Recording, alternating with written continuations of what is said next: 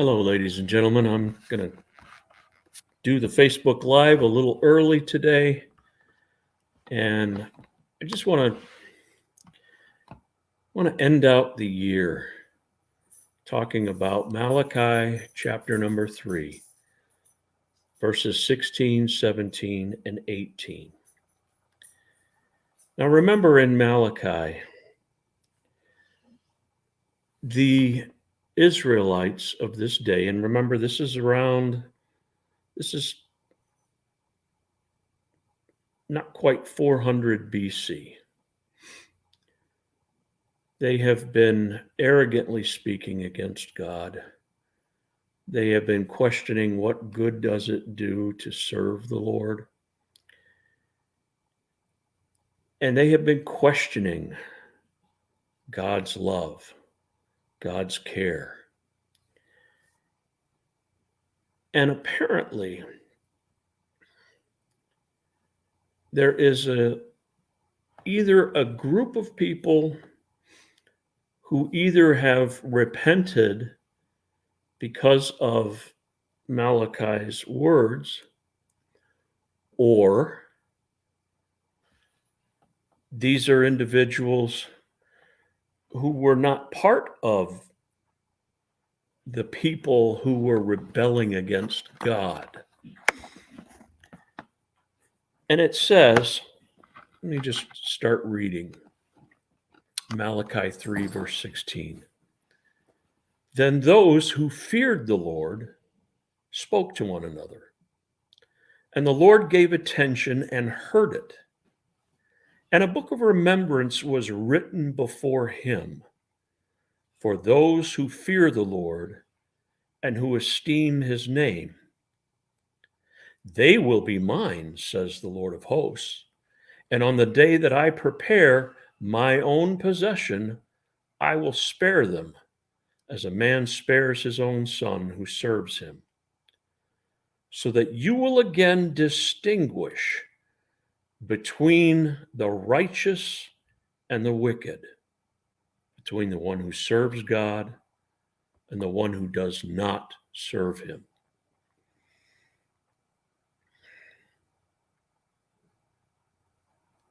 These people wrote down a book of remembrance. What does that mean? I think the idea here is that they were specifically writing instances of where they could say God worked directly into their lives. And I would like to ask you, the thing that happens many times, and I don't know of a time that it hasn't, but you get the time between Christmas and New Year's, and you have this thing called the year in review.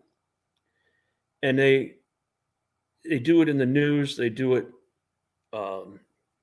There are television shows that will talk about who died this year. What are the celebrities that have died? What are the most important things that have happened during the year? We have short memories. And we need our own book of remembrance. We need to take inventory of the year we've been living. What are examples that you can look back on to encourage yourself and encourage others of what has God done in your life that you can say beyond any shadow of a doubt that God did it? A friend of mine, his name is Pat. Pat had some significant health issues that I wasn't aware of over the last month and a half or so. where he was in the hospital and his kidneys completely shut down. And he was on some dialysis. And word got out, and people started praying for Pat. And within a few short days, if not hours, I'm not sure of all of the time frame. Pat was telling me about it this past week. But doctors came in and they said, "We can't explain this. You are a miracle. We can't explain what has happened." And Pat says, there was a bunch of people praying.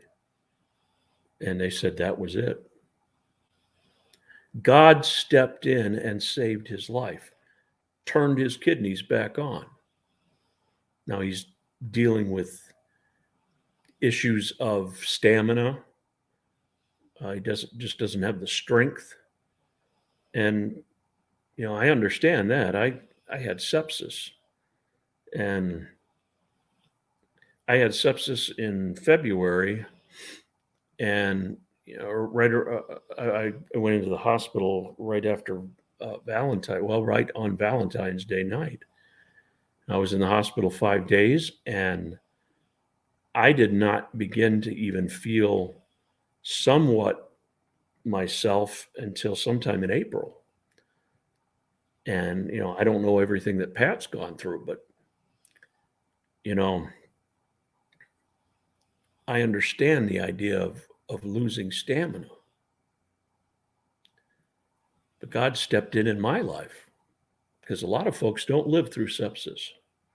In fact, I've had sepsis twice now. And, when God is done with you, when your ministry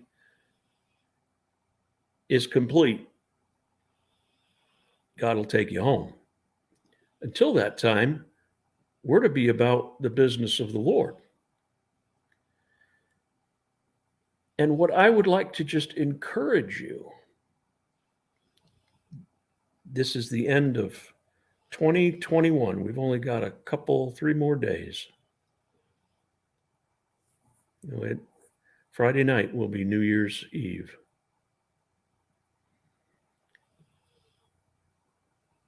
What are you remembering that God has brought you through this year? What other things do you have in your house that are reminders to you of God's faithfulness? It would seem that many in Israel during Malachi's day did not have reminders.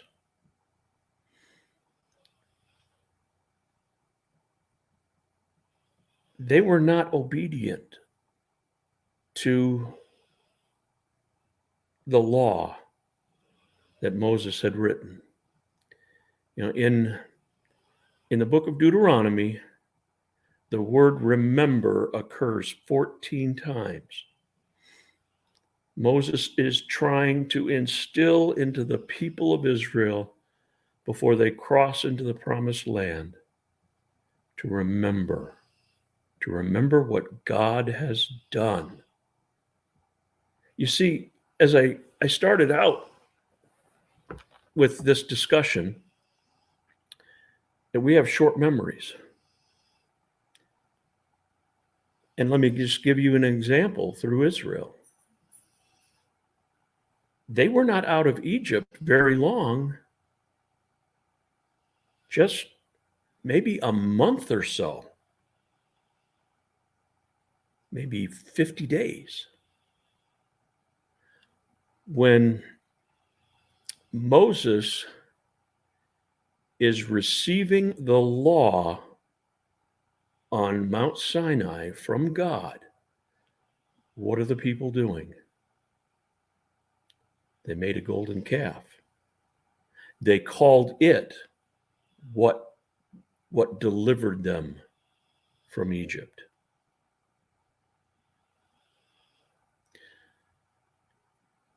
And a number of people died. Moses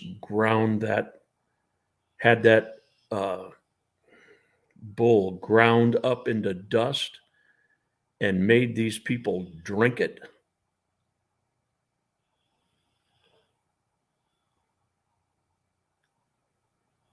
And then a few years later, in Numbers chapter number 14, they're sitting right outside the promised land. God has taken care of them. He's fed them. He's given them water. They send 12 spies out into the land. These are the people that witnessed, folks. They witnessed the plagues in Egypt. They witnessed the parting of the Red Sea. They witnessed God feeding them. They witnessed God giving them water from a rock. And yet 10 of the 12 spies came back and said, "There's giants in the land. We can't do it."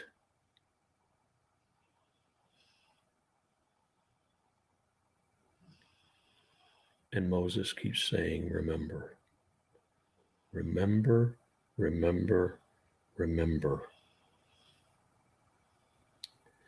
We need those reminders that God's on the throne, that God has never been taken by surprise with our illnesses, the things that have happened to us, the things that people have done to us. God is never taken by surprise. We're the ones who are taken by surprise. And when we fail to remember what God has done, we'll start acting like the Israelites did in Malachi's day, or during the time of the Exodus.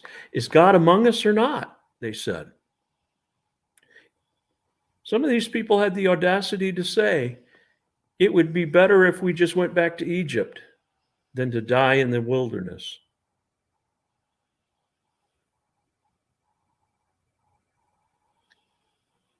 It's because they didn't take to heart what they saw.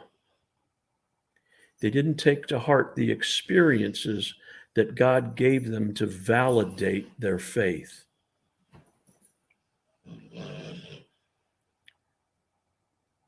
What experiences do you have that God has stepped into your life and has done something that only God can do, that you need to have that at minimum in the frontal of your mind to remember? Maybe something that would hang on your wall to remind you.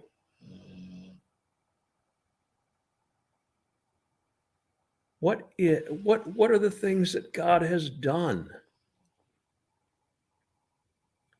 that will encourage you that He's not left you? No matter if God is apparently silent at the time or not. If you've never experienced the silence of God, it's tough. I've experienced the silence of God. I've come to better understand why God was silent, because I was asking the wrong questions.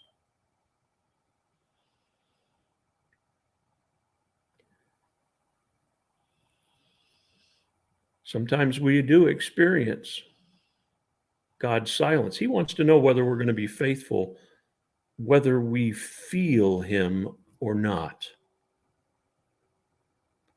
Do we take God at His word? whether circumstances look good or not.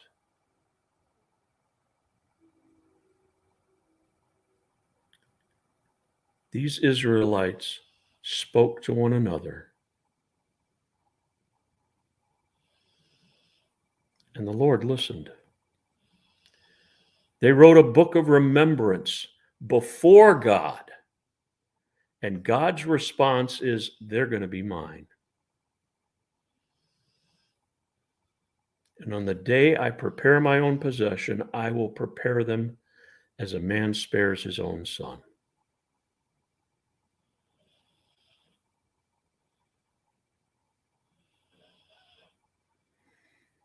How good are we at distinguishing between what is righteous and what is not?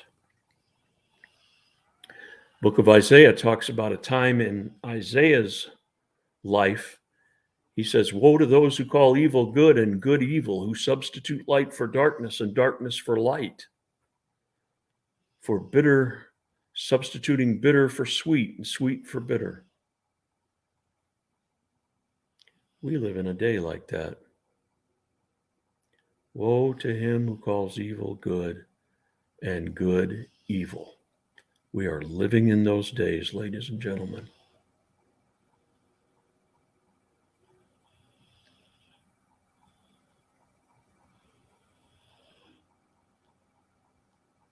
How are we distinguishing between what is right and holy and what is base and wicked in God's sight? They had a difficult time doing that in Malachi's day.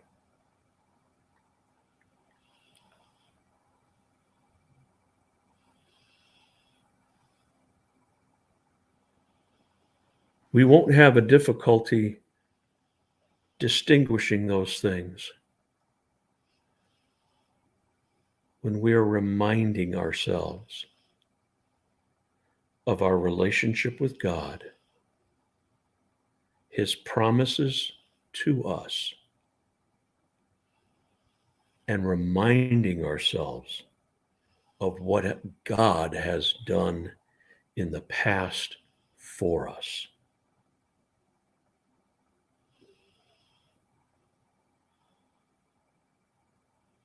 And those are things that we need to thank God for. We need to have that attitude of gratitude for what God has done for us.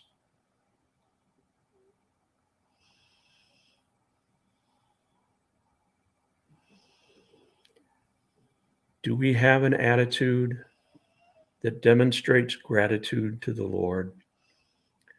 Or are we consistently coming to Him asking for something else? Are we thankful?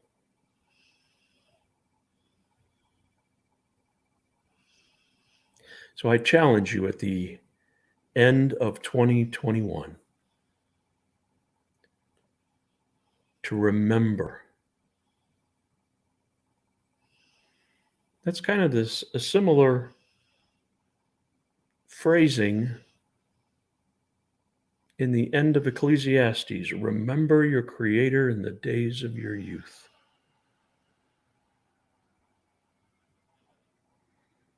Look back over your shoulder and recall the grace and the mercy and the peace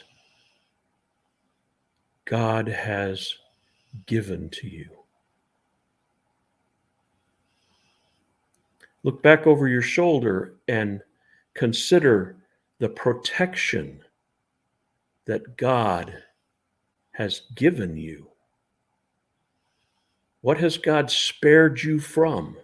So far, I'm very thankful.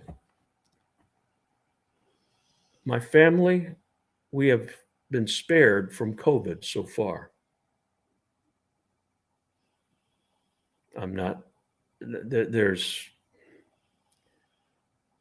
There's not any reason that I know of that God has spared us.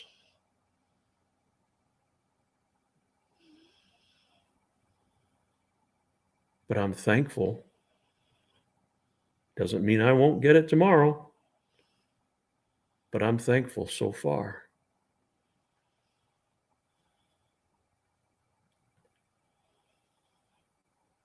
Take some time. Take some time and think about the goodness of God and what He has done for you this past year.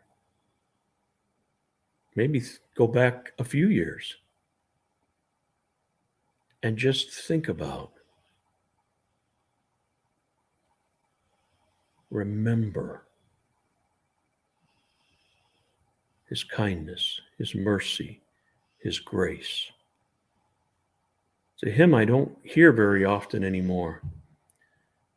When upon life's billows you are tempest tossed, when you are discouraged, thinking all is lost, count your many blessings, name them one by one, and it will surprise you what the Lord has done. Count your blessings, name them one by one. Count your blessings, see what God has done. Count your blessings, name them one by one, and it will surprise you what the Lord has done.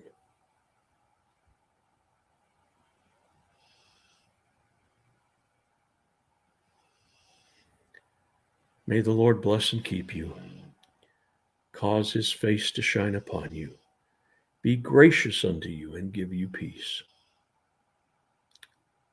May God bring blessings to you in this coming new year. Until next time.